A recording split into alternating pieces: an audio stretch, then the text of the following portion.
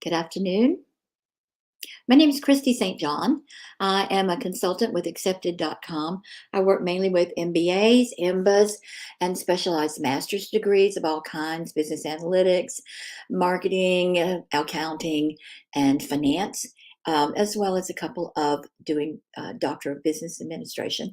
So I'm here to talk to you about preparing for your interview. If you've been invited to interview, this is cause for great celebration because it means that the admissions committee has read your application and they like what they see and they think you'll be a good fit. So, this is a chance to really show who you are and how you will fit in their program. I'd like to start off with the difference between an MBA interview and a job interview. You should take both of them quite seriously, dress for the occasion in business dress, um, and prepare yourself ahead of time. The next thing is the job interview is primarily going to be both behavioral as well as technical. Now, they may ask you to solve a problem. They may give you a case to look at if it's a consulting interview. They may ask you to um, for various information on the stock market or trends relating to their company. So your technical skills are going to be much more important in a job interview than in an MBA interview. What the MBA admissions committee is looking for, basically four things. Number one, you're fit for their program. Number two, the feasibility of your career goals. Number three, how you present yourself. And number four, what you know about them. They are doing the interview to find out more about you, but they need to know that you know what they have to offer. And I've come across so many candidates who don't know that much about the school. And when they're asked, why do you want to go to our program? All they can respond is, oh, well, you're ranked really high and you've got cutting edge faculty, and I'd like to be in X city.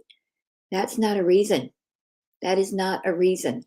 That can be applied to any school. So you've got to be very, very precise in what the particular school has to offer you and how it will allow you to get to your career goals. So before you even start the interview, that's your first job. Look at the curriculum, look at the faculty, look at the extra resources. Do they have research centers? Do they have consulting projects? Do they have trips to investment banks or to big marketing firms or to the tech firms? What is it that they're going to bring you? Where are their alumni? Look on the website for stories that alums and current students have posted. This is the best way to find out what that school can do for you. And it's very helpful if you find a current student or an alum who has a similar background to yours and they've actually gone on to do what you want to do. Follow up with that and reference that in your interview. Oh, well, I saw that Joe Smith started out like me as an electrical engineer, and he is now working for Microsoft, and that's what I want to do. So reference the stories. That way they know that you've actually looked at something on the website besides their ranking. You also need to know when you're talking about the companies you might want to work for, be specific. Don't just say, well, I plan on doing management consulting. Well, that's a very vague goal. I always tell my candidates, if you think that's what you want to do, go out and look at some of the companies that are hiring. Do they hire in the area you want to go into? Don't automatically think you're going to be hired by McKinsey or Bain or BCG, which everybody wants to work for because they're great firms. But they get a gazillion applications, and you're only one of them. There are some firms that you might not think about now, but that would be much better for your goals and your lifestyle. So look at different firms, find one that you think, oh, this, I like the way they do business. I like their products if it happens to be a CPG company. I like their operations are really the best in the market. I want to find out how they do that. Find what you're excited about Look at the jobs that they're offering, and then tailor your interview to show that you have done the research on it. You know how you're going to go about getting this job, what courses the school offers, and give them your specific skill set now that you can leverage. And finally, what are you going to get from the school? It's not just a question of saying, here I am, I'm going to tell you all about me. That's not what the interview is about. We on the admissions committee, and I say we because I was admissions director for over 25 years at both Vanderbilt and Dartmouth. We are looking for specific things.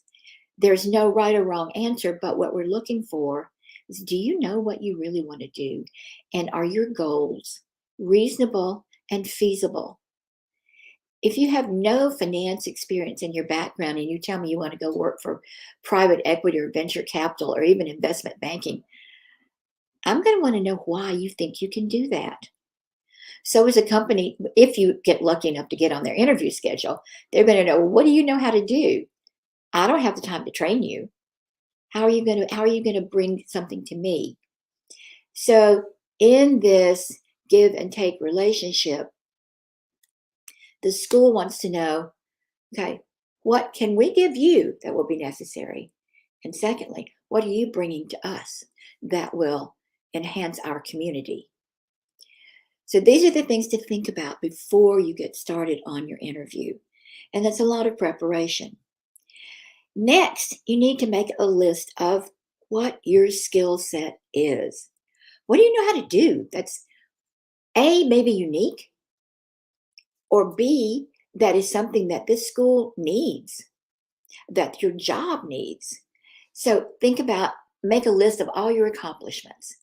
And as one of my colleagues once said, make a list of 20 different things you've done that you're really proud of. Then cut that list in half, cut it in half again, and then finally end up with 5 skills that you can talk about. And develop a story around how you develop these skills and how you use them. One of the interesting things that we discover about people when we're going through their resume is what they have put on there that they think is important. Your resume is your sales tool. And in many interviews, that's all the interviewer will know about you. So if you don't have a good resume, work with someone to get it in shape, to show your accomplishments. And don't be technical. Most of the people in admissions are not going to understand when you talk about rebuilding the back office architecture and putting in Oracle and SAP and SAS and all this other stuff. They don't know, they don't care. What they want to know is, what was the situation and what did you do? And then what happened? We call this the STAR method, or some people leave out the T and call it the STAR method. So what you're going to be doing in your essays and in your interview as well, describe the situation briefly. Like, we were presented with a case where the product that our client was selling was suddenly, the sales dropped and they couldn't understand why. They were using the same ads, it's the same product, nothing had happened, there was no competing product in the market, but suddenly sales went flat. This is the situation.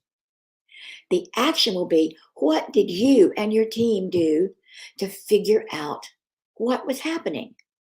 And this is going to show the team, the admissions committee, that you know how to delve into a problem, look at it from several different angles, listen to other people on your team who may have different ideas, and come to a conclusion and be able to present this to the client.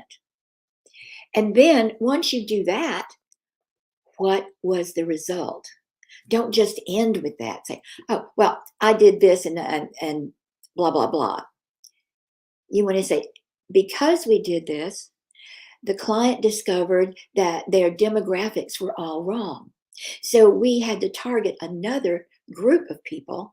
And once we turned in on that, we tweaked their advertisement slightly, and then the product sales took off again. Or they weren't using social media correctly, and we managed to get them into using Instagram and TikTok or whatever else there might be out there.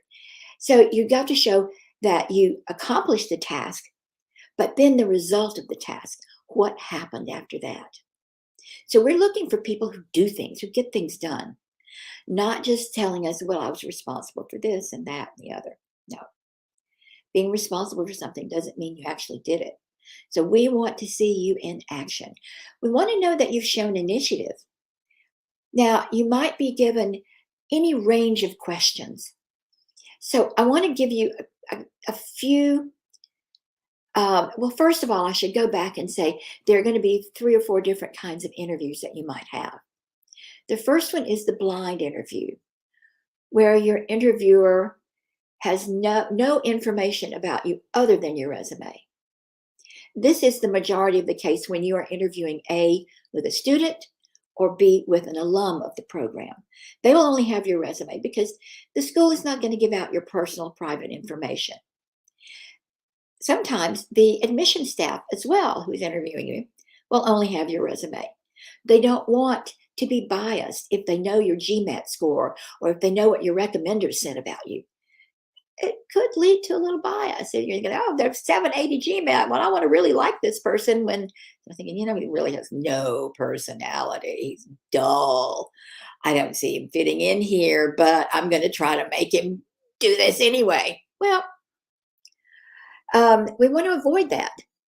So you're going to present yourself on your own. There are other cases where the interviewer will have read your entire file. Harvard is one of those. They read everything and they can ask you anything in your application.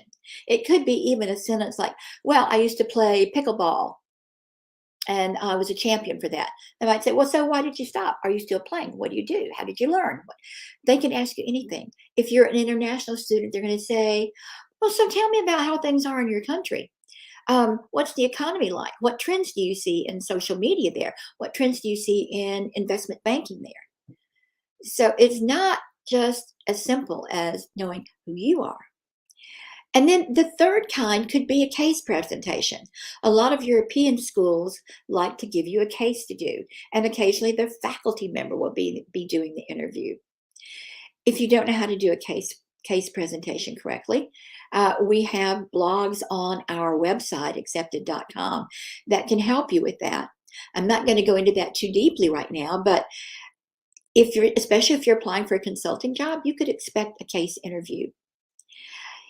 The other thing to remember is, again, you've already gotten your information on the school. You have put down your 5 best skills.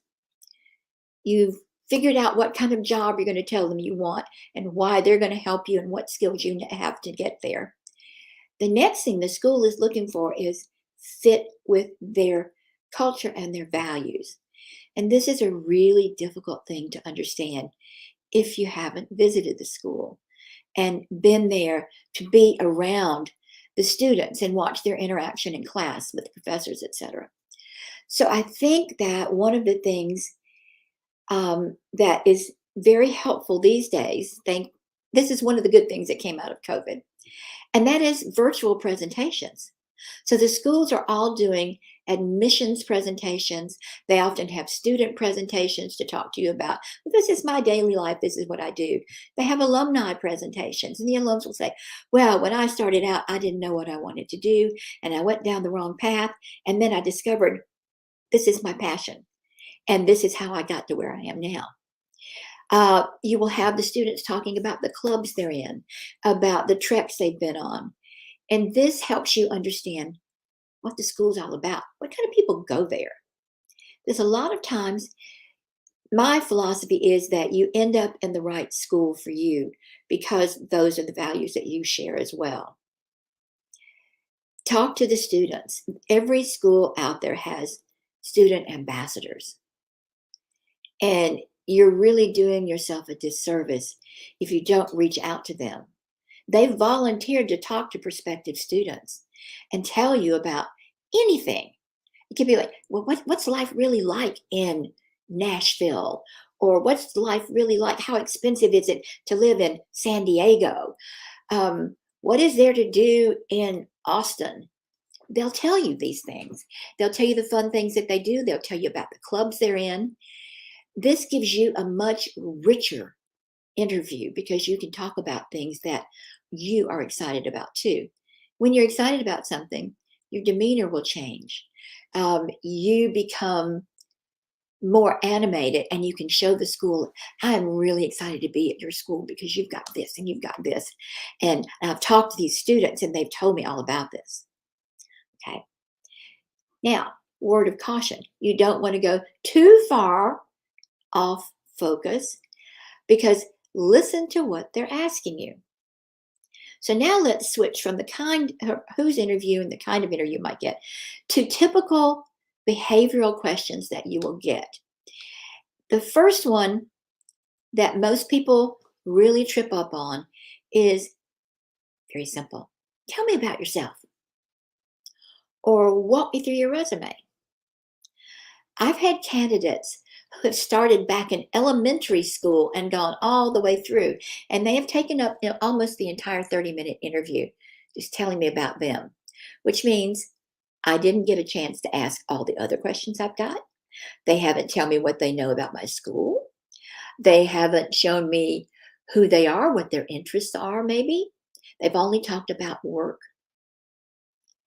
That person generally is probably going to be dinged because they're not reading the body language. They are not keeping within the time limits. The interviews are usually 30 minutes and they're going to be at least 10 questions. What does that give you? About 2 minutes per question because you are also expected to ask questions at the end. Make sure that you keep your responses brief.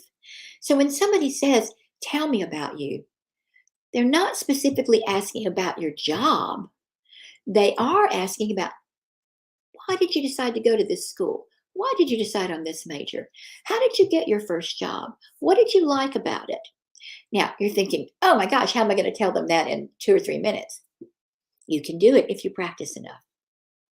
It has a flow to it once you get down the main facts. So start writing this down. Think about, why did I pick this school? Why did I pick my major? My parents wanted me to do it? Okay. But then I decided I liked it. So then I got this job. And then I discovered my niche in this area. Talk about that. But don't forget, you are a person of other interests than your job. Say, and personally, I love playing golf. I have a dog and I go for hikes with my dog. I'm also an artist. I play a particular musical instrument, and I know that your school has a band and I'd really like to join the band. Let me know whether you have interests that will be compatible with what our school offers and things that you're going to bring on that may be unique. Because if you say, I happen to take a class in French cooking, and I know that your school has a culinary club, and I want to be in that and share my French cooking with everybody. Well, that would be something different. That's going to be something unique about you. You're not just telling me about, oh, I know how to do this. I know how to do pivot tables in Excel and, Python, etc. You're telling me about something that is a little different. I'm going to give you an example of why personal information is so important. About 20 years ago, I was doing interviews in Japan, and I was sitting in the tea room of the hotel. I had a list of 12 interviews in one day, majority of whom, 9 out of the 12, were bankers. And they all had typical stories. And they were fine. They were all lovely, answered the questions well. But the one who stood out to me, not only that day, but today, 20 years later, was the young man when I said, so tell me what you're interested in. What do you like to do outside of work? He said, I have a passion for keeping old Japanese traditions alive, especially the Japanese tea ceremony, because I think that my colleagues and the younger folks today don't realize the importance of our traditions. And he became a tea ceremony master. He went to one of the local department stores and pitched an idea of having a tea ceremony at their department store, and they would bring down their products. to sell while he was doing that. And the store took some convincing, but he did convince them that he said, I'll do this for free. I'll do it on a Saturday when most of the people come in. I said, okay, fine. We'll give it a shot and see what happens. It was such a huge success that they put it on every month from then on out. And not only did the store make a profit on selling their products, but it got them very good press. And it gave this young man the ability to show off what he knew and share his passions with others. I've never forgotten that story. So think about something that you do that might be unique, that you're passionate about doing, okay? Because that's what's going to stick in the mind of the person more than your, what skills you're going to leverage. Although those are important, don't neglect those. Okay, so remember, keep it short though. Practice this. Put down the main things you want to say and practice it. The next question is probably going to be, why is this a good time to do your MBA? You may be right out of college, and they're going to say, you don't have any work experience yet. Why are you wanting to do an MBA? What are you going to contribute? You've got to have a really good explanation for that, because most schools expect you to have experience so that you can share what you've learned on the job with your classmates, number one. Number two, so you will understand exactly what's going on in the classroom. And number three, so that an employer actually might want to hire you. If you don't have work experience, it's really difficult, which is why they've created all these specialized master's programs. Those are for people with no experience. They're exactly what you need, because you'll get an internship out of it and probably a full-time job. Next, you want to be able to tell them why this is a time in your life that you've settled, you know what you want to do, you have your skill set, you want to get into this before you get too many obligations, like being married, having several children, that sort of thing. And maybe you have that already, but speak about how supportive your spouse is, or your partner. And tell them, this is the time to do it for me, because I am mature now. I know what I want to do. And I know that your school is the right place for me, because I've talked to X number of students and alums. Finally, they're going to say, what are your expectations? Have you actually thought about that? What are you expecting from an MBA other than to get a really good job afterwards? What do you expect from the students? What do you expect from the professors? What do you expect will be the outcome of doing this MBA, spending 1 or 2 years and a ton of money on it? This is a really important question, because we want to gauge that you are being reasonable and very pragmatic about this decision to do an MBA. You've got to show that you've thought about it. Don't say, well, when I come out, I know I'm going to be a strategy associate for McKinsey. That may not happen. So when you talk about your goals leading into the next topic, what do you want to do short term, low time?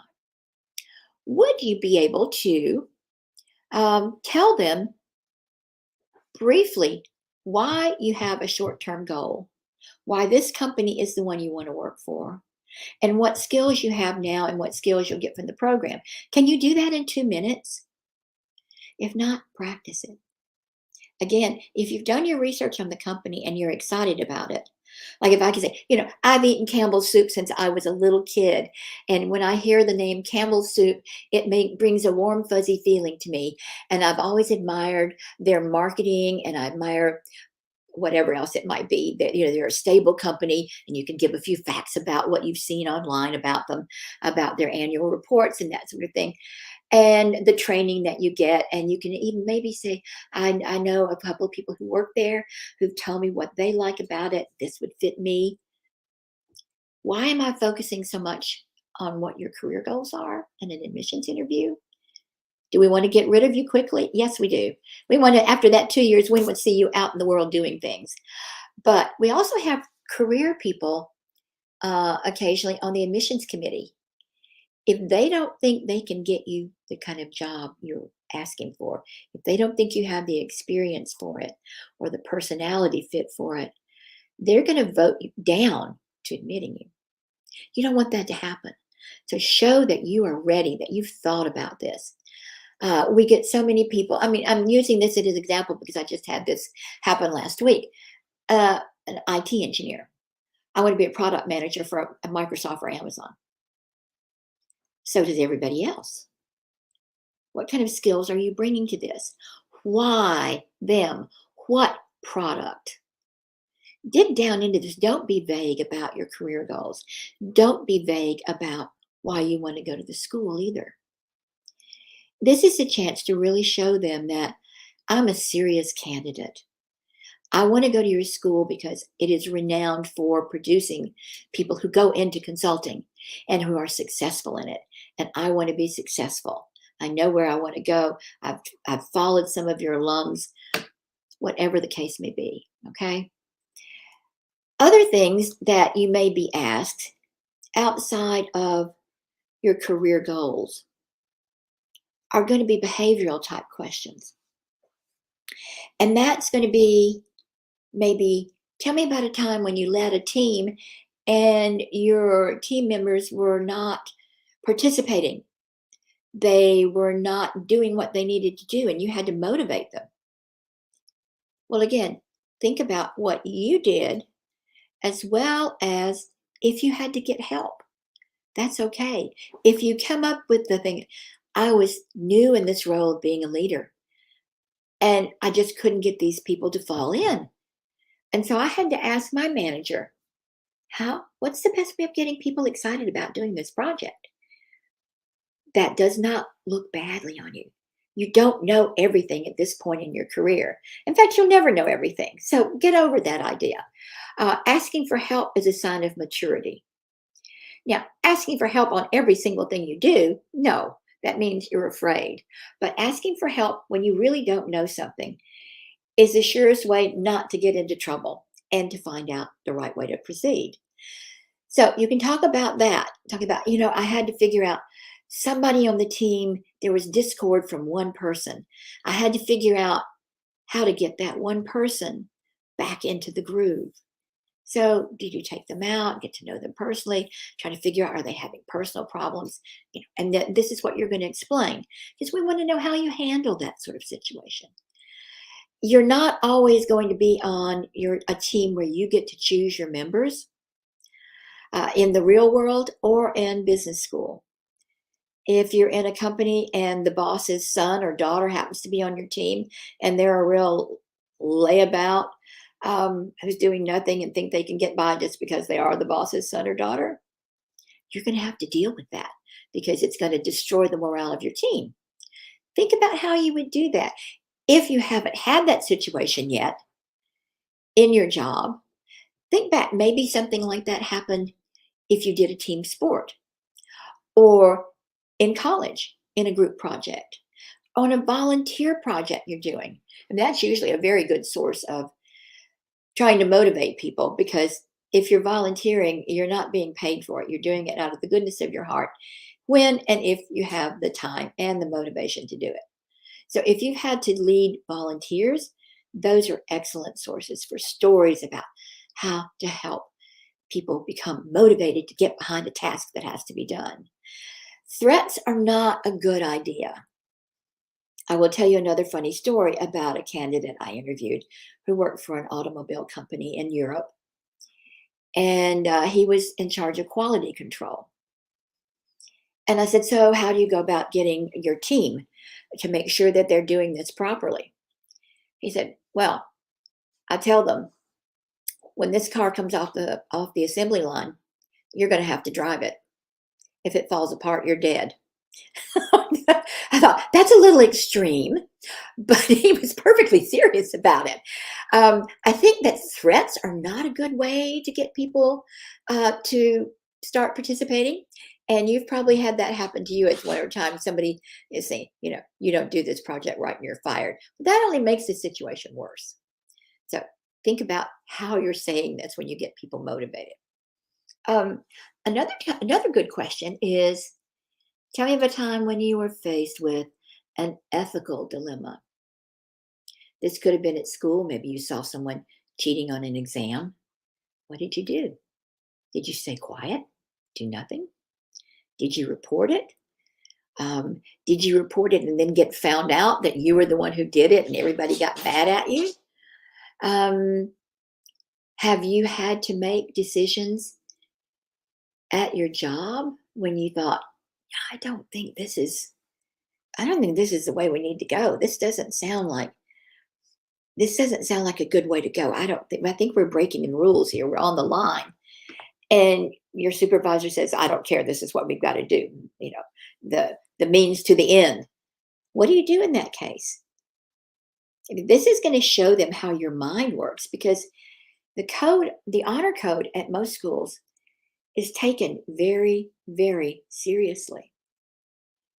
Now, when you were younger, maybe you didn't have the courage to stand up to someone. If you're older, or if you've had an experience where you had to, maybe something bad happened to you after, maybe you were fired or shunned by your teammates because you reported someone for cheating on an exam or writing someone's paper. How did you take that? How did you react to it? This is the stuff that makes you memorable. Another time, we're also concerned with leadership in the MBA program. At your stage of life, you probably have not led an entire department. Maybe you're only managing one or two people. But show how you have shown initiative. Maybe you don't manage anybody, but you see a new hire who's struggling. Go over to that person and say, hey, I've been in your shoes. I know it's really hard to try to figure all this out because it's a massive amount of information and all these people and you don't know where to go. So please let me be your mentor or your person. If you need to know anything, let me help you. Let me guide you through all this. Not that you're taking over their work. You don't want to do that, but you want to show them how you can help them. And you can talk about that. Maybe you're not going to get any kudos or recognition from your boss or from the company, but this one person will never forget your kindness to them and your helpfulness. And it could be that one day, way down the road, you may be across from them on a negotiating table, and they're going to remember, it's because of you that I got to where I am. So I'm going to listen to what you say because I respect your decision-making qualities. I may be going off a little bit too far tangent there, but I think this is something that leadership is part of what you learn in an MBA program. They may actually even ask you, what's your definition of leadership? And over the years, I've gotten all kinds of interesting answers about that. Some will say oh, it means getting a really good position and making lots of money. I don't know that that's leadership. Another will say, oh, it's success, but at a personal and professional level. Okay, yeah, but how do you get there? How do you get to be a leader? Well, a leader has to know everything and be able to guide the people. No, a leader doesn't know everything. A leader knows how to hire the right people to advise him or her. So think about someone you admire as a leader. I used to love to ask that question. Who's a leader that you admire and why? What qualities do they have? And I've gotten some really interesting answers and learned about a lot of leaders that I don't know about. And sometimes people will say, I look up to my grandfather, my mother. She was a single mother and raised me and managed to work. And she is now the director of XYZ at her company. And I know that she sacrificed a lot to get there. But she always had time for me, whatever the story might be. Whoever your role model is, think about the qualities they have. And then the follow-up question is, do you think you have those qualities? How have you shown those qualities in your work? You've got to have an example. Another good question is why, how are you going to contribute to our program? I briefly mentioned that earlier about if you have a special skill, whether that be that you are a whiz with Python or SAP or C++, or you happen to have worked for, let's say, Procter and Gamble, and you were a marketing whiz, or you are a social media guru, or you have been an HR manager and dealt with both legal issues and maybe you've had to do a merger, a company merger, and you're with the HR department. You've got something that stands out and makes you a little bit different. And I used to get this question a lot when I was working with consultants, because they all say, we all sort of work on the same projects. We don't know if our ideas get implemented or not. So how do we stand out from other consultants? How do we stand out? How do I stand out from other engineers? How do I stand out from other marketers?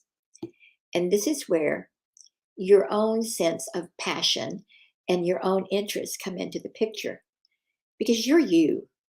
No one else is like you.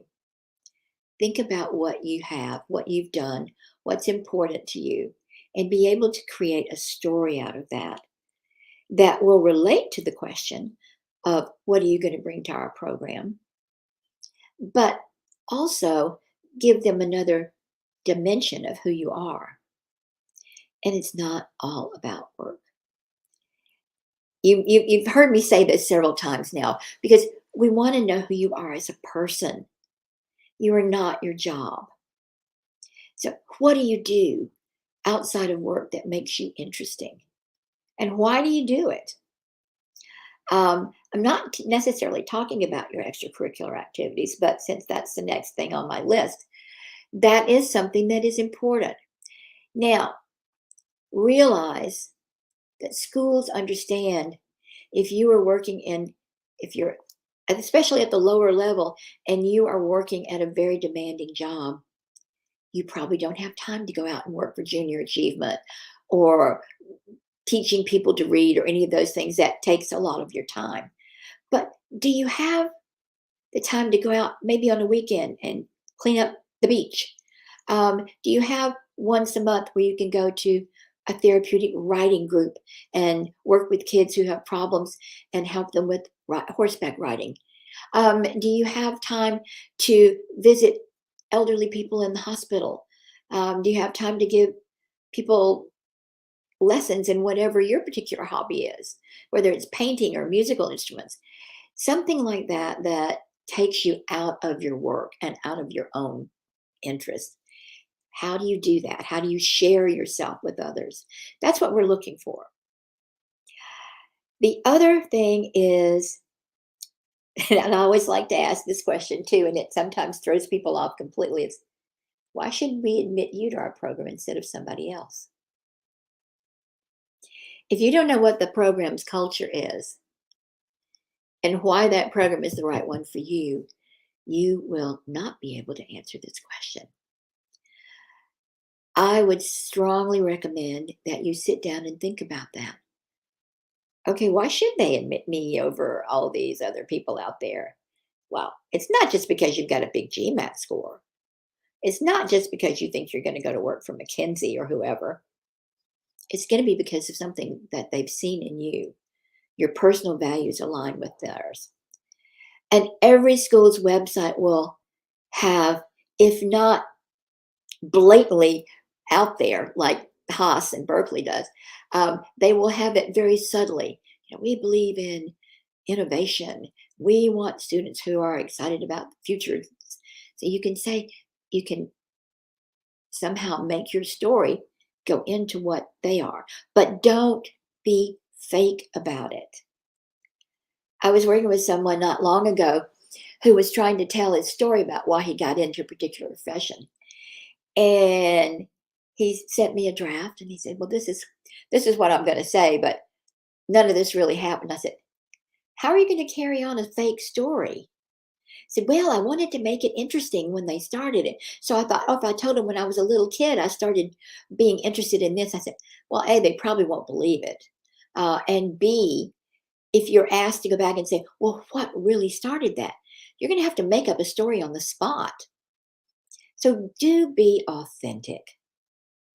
And if you don't have time for extracurricular activities, you know what? The school's going to look back at college. If you were busy and involved in things in college, that still helps, because we know that, okay, you had the time to do it then and you were involved. So if you were in our program, you will have the time to do it again and you'll be involved in our program, in our community.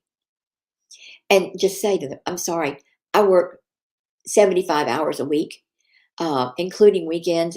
And while I would love to continue doing community service or work with my church, whatever it might be, coach Little League football or baseball or soccer, I don't have the time now. But when I get to your program, you have a club that does this, and I really want to get involved. I want to be involved with net impact. I want to be involved with a sustainability issue. I want to be involved with environmental cleanup of the community, whatever it might be. And we understand that. One of the things that I want to leave you with is if you've been invited to interview, as I said at the very beginning, the school is already interested in you. They want to know more about you to see if you really are a good fit for them. They are looking for reasons to keep you, not to exclude you. So if you keep that in mind, it, I think, will increase your confidence. I know that I've interviewed a lot of people who I can tell at the very beginning they're so nervous. Their eyes are wide open and their voice is shaking a little bit and they're gulping water and they can't find words. And I understand that. And the interviewer, if he or she is a good interviewer, will try to put you at ease. And generally, I always tell my candidates, look, don't be nervous about this. The questions are all about you, and they are. Your job is to know how to tell the story of you in 2-minute increments and answering the questions that you're asked. Which reminds me of one thing that before we start taking any questions out there. I want to make sure that you understand this is a two-way conversation here. They are going to expect you to ask questions. And don't make the mistake of asking a question that you can find on their website. Do not ask, so how did I do in the interview? Or, so what happens next? Am I admitted? No. That's not, that you would never ask a job interview, right? So am I hired now? No. Ask them like, what do you see is going to be happening with the school in the next couple of years? I see that you've had added on a lot of new faculty. Why was that necessary? Are you planning on expanding some of the courses that you offer now? I see that you've added on this research center. How is that going? How do students get involved in that? How are students selected for your international consulting projects? Where do students live? Why do you like this program? Why do you think it's good? You want to be asking for their advice on something that they can actually talk to you about. And even better, if you can ask them a question that they have to go and find information for and come back to you. Not something so hard that it's going to make them feel stupid, but if they have to get back in touch with you, that gives you another touch point with them. And I think that you can say, I would really love to get in touch with somebody who's with the outdoor club. How would I go about speaking with them? Then they are going to have to go out and find somebody and get them back to you. And again, that shows that you have a definite interest in the school. Do not just at the end of the interview, when they say, so what questions do you have for me? Well, I've talked to so many students and I've been to all your virtual sessions, so I don't really have any questions. No, always have,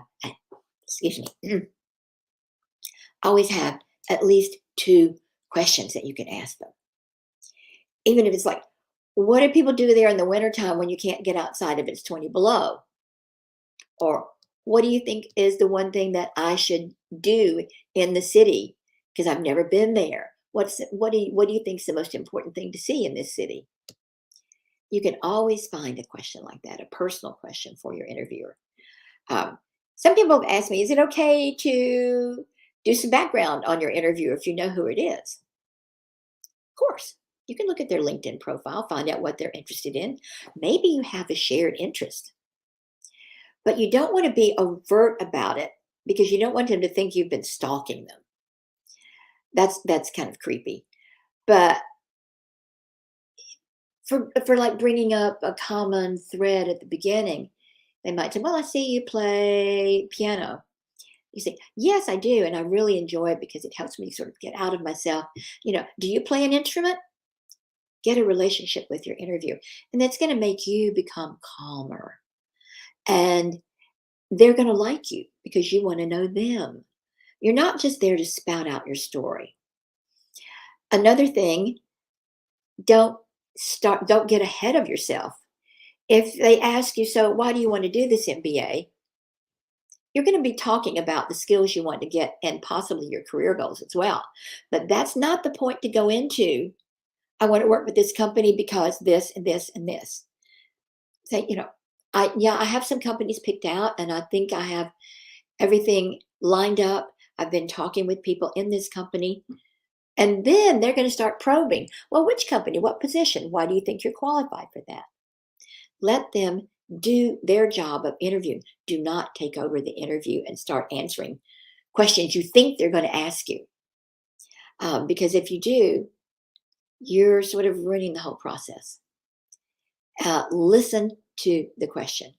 I've interviewed a lot of people who've got their own agenda, and no matter what question I ask them, they're going to answer me with their story. They're not answering my question. I make note of that. This person does not know how to listen. They have their own agenda. Maybe a lot of international candidates whose native language is not English have memorized the story and they can't get off that.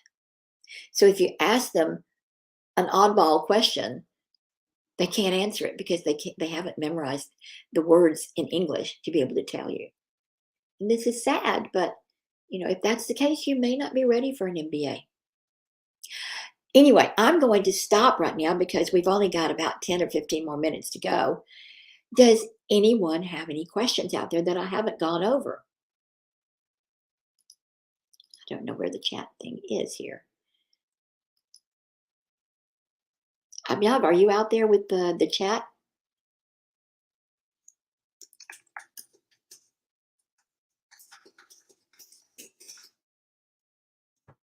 Here. Oops, misspelled it. I can't type sometimes early in the morning.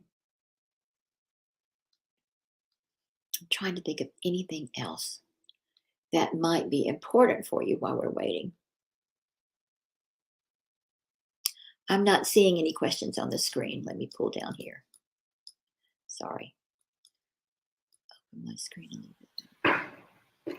Hi, Thank Christy. you. Yeah, can you just look at your StreamYard window? You can see a question. Yes, now I made the screen bigger. Now I can see it. How to answer the question, why we should not admit you? They're not going to ask you that. They won't say, why don't we want to admit? They're going to say, why should we admit you? And that's just your chance. You're going to have to tell them, well, A, because I know how to do this, this, and this. B, because I've started this organization. I want to bring it over to your school as well, because I know you have students who are strongly interested in whatever that might be, social entrepreneurship or whatever. And C, because I've talked to so many of your students, and I believe that I am a good fit there because your values resonate with me. And I am academically prepared to do your program. Maybe my GMAT score is a little bit lower than what you admit, but look at my accomplishments. This is what I've done. I work with quantitative materials all the time. I just don't take tests well. But I have the academic background to do this, and I'm perfectly confident that I can. Don't be timid about it. Well, I think I'm just a really good candidate, and I want to be there. I want to learn this and I want to learn that. That's not you. No, you're not telling them what you want from them. Again, you're going to tell them what you are going to offer to them. And if you can't think about it, give us a call. We'll help you with the mock interview at accepted.com. Excuse me, I think I'm losing my voice. It is really important to practice these interviews. Does that help? And a lot of times you may get really nervous about that question, especially if your academics were not so good in college, or maybe your GMAT score or GRE score is not up to the thing, or maybe you don't have a lot, maybe you've only had a year experience. That's why they're asking that question. What do you have that we should know about to make you part of our program? Okay, does that help? Anything else? No. Okay. And then that's a really good question. Which is more helpful, in person with AdCom or student or online interview? They actually are all weighed exactly the same. Um, we know that most international students cannot come to the US to visit schools. Or if I'm a European school and you're a US candidate, maybe you can't go to Europe, maybe you can't go to Hong Kong, wherever it is. So video interviews are just as good as in-person interviews, especially with the equipment and the platforms that we have now. Does it matter whether you're interviewing with a student, an AdCom, or an alum? No. Students and alums are trained in the same way that AdCom is trained. They know what questions to ask you.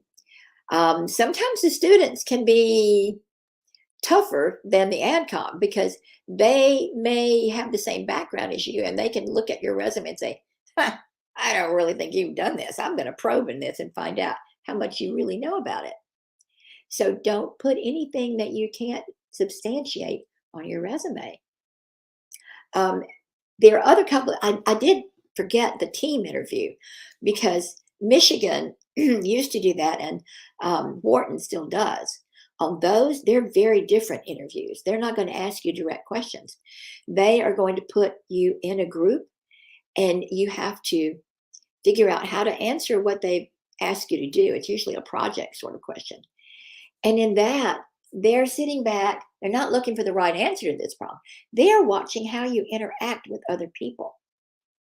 Who's going to step up and say, hey, I'll keep everybody online. This is my best job, but I have some ideas. Everybody will present their idea of the project, which you've been given before the interview, by the way.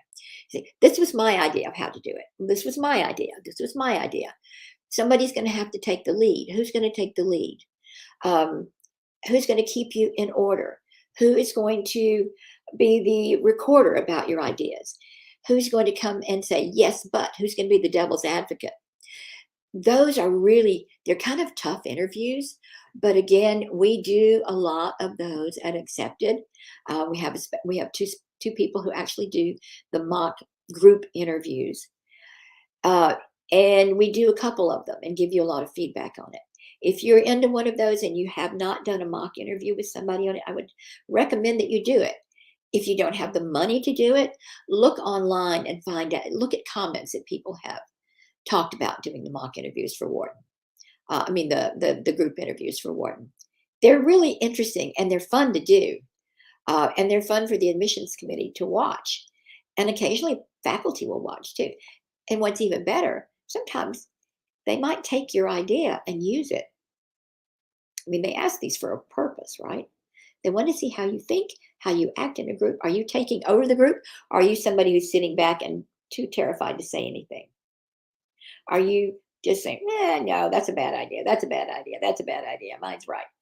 They look at your personality. So be sure that you're very careful about that. Take charge without being obnoxious about it. Okay?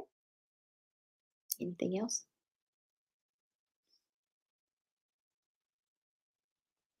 I hope that answered that question. Do we have any others? Hi, Christy. Hi, Christy. I don't see any other questions in the chat, Okay. so I guess we can wrap up here. But just one point. So, not sure you covered it already in the session, but there are certain schools like HBS that have this post-interview reflection element where you are Yes. supposed to write your feedback. So, Mhm. uh, would you like to say anything about that, or and then we can wrap up the session, right? Yes, that's actually a very good question. I should have mentioned that.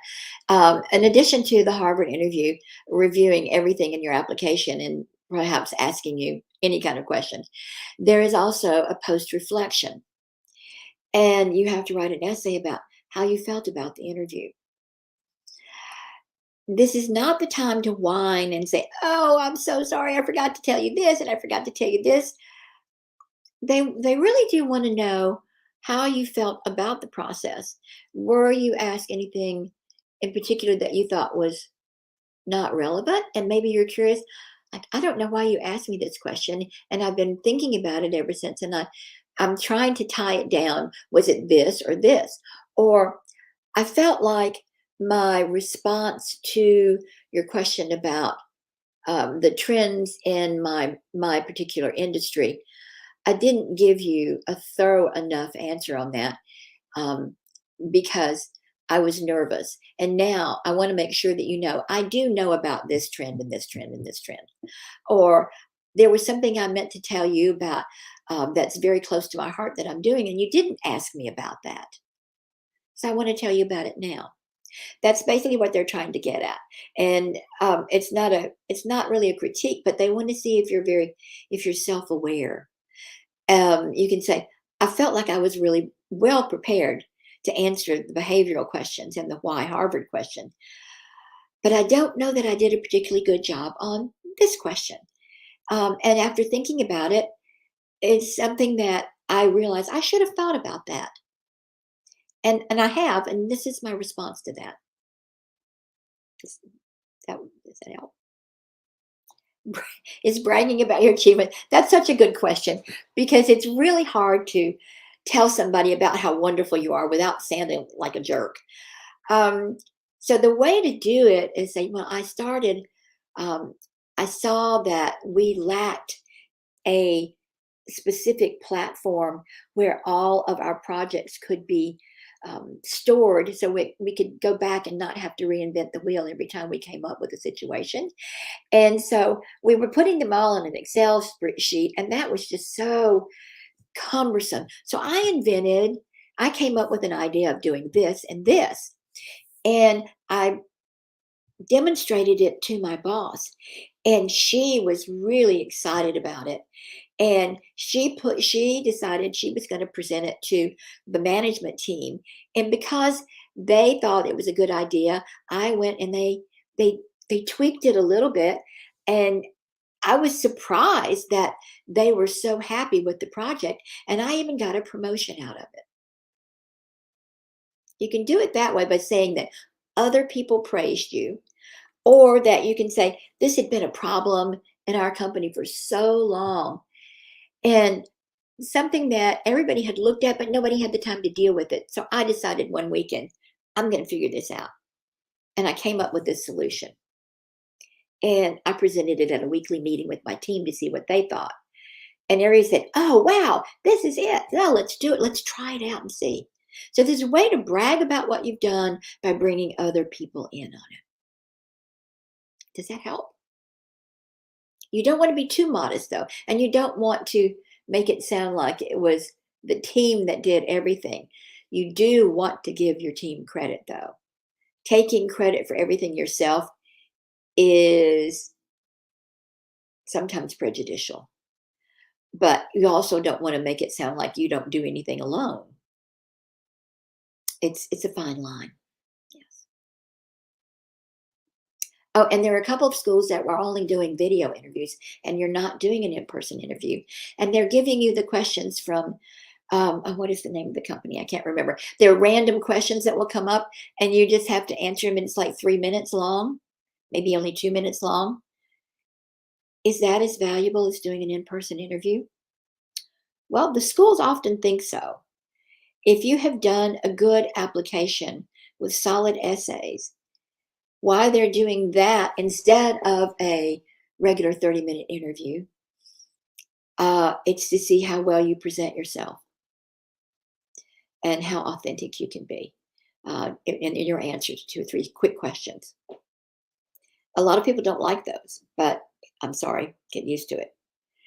Missions committees are so busy now that a lot of them, I know Kellogg seems to be overwhelmed right now getting interviews done because they're trying to interview everyone. And a lot of people are not getting an interview because they just don't have time to do it. So don't let that discourage you. If they need more information, if they're on the fence about admitting you, they're going to reach out. Somebody's going to call you and maybe ask you 2 or 3 questions, and that will be it. If you don't hear anything and you get admitted, celebrate. Okay. But again, I see so many people wasting time online. Oh, I haven't got my interview invitation yet. What does that mean? That means they're going to diss me right away. Yeah, don't spend your time doing that. Spend your time working on finding the right company for you, understanding the school's values, understanding your value and your set, and what you will bring to the program, and thinking about why they should accept you. Okay. The interview is meant to be a conversation, a pleasant experience. It often is not. You may get a cranky interviewer from time to time. Hopefully that won't happen to you. But as I said, they're trying to find reasons to admit you, not to keep you out. Okay. Any other questions out there?